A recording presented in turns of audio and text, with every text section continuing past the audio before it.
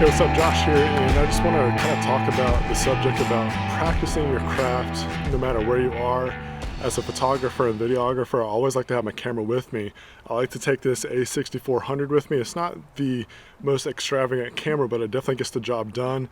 There's such a minimal setup too, to where I could really take it into a small bag and just have it with me at all times. I also have the Mavic Air, and that's just such a small, compact drone to where I could take that almost anywhere with me as well. So we went on this trip over to Georgia. It's about 2 hours away from where I live. It was a family mini vacation that we also had it as my little boy's birthday celebration. Just a little side note about that, we're not trying to do a bunch of gifts and stuff like that for birthdays, Christmas, and all that. We would rather have experiences over gifts. So with that out of the way, I did a little bit of practice with the camera with a room tour. So it was a really cool setup, and I took the camera out. I was like, this is a really cool room, so I definitely want to show it off, but also give me some practice with going handheld with a camera that does not have any kind of stabilization as well. So that got me some good practice with that kind of stuff, and just practicing my movements, my hand and body kind of movements with the camera.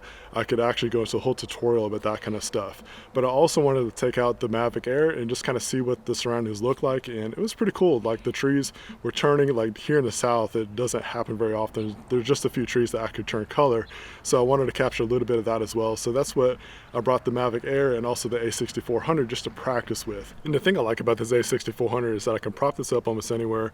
I've got a Gorilla tripod connected to the camera that's on the top of my truck bed, and it just works out pretty well that way. I've got a really tiny microphone that's attached to it. It's the one that Justine actually promoted and like probably sold a ton with her affiliate link. It's just a really cool little microphone that I can use. If I'm not using this little one, I like to use the Rode Wireless Go. That's been my favorite gear purchase as of late, or probably this whole year. It's just been really cool and convenient, and the sound quality is great.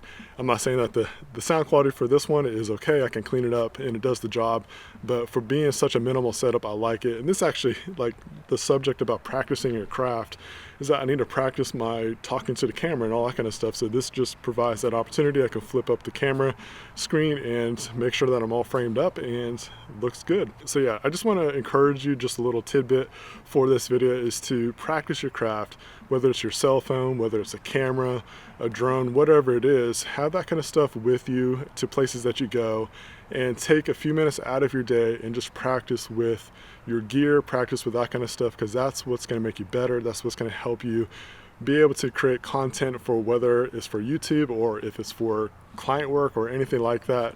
My personal projects turn into practice for my real projects. What are some of the practicing tools that you use on a regular basis?